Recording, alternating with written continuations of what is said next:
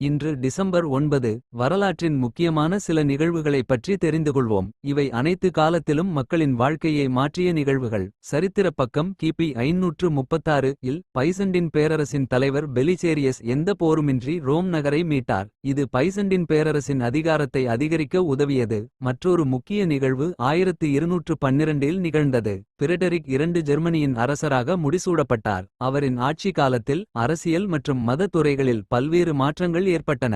அவரது ஆட்சி சமகால அரசியல் வளர்ச்சிக்கு சிறந்த வழிகாட்டியாக இருந்தது. சிறுநோய் ஒரு மிகப்பெரிய தொற்று நோயாக இருந்தது. ஆனால் 1979 இல் உலக சுகாதார அமைப்பு இதை முற்றிலுமாக அழிக்கப்பட்டதாக அறிவித்தது. இது மருத்துவ வரலாற்றில் மிகப்பெரிய சாதனையாகவும் உலக மக்களுக்கான ஓர் ஒளியூட்டியாகவும் திகழ்கிறது.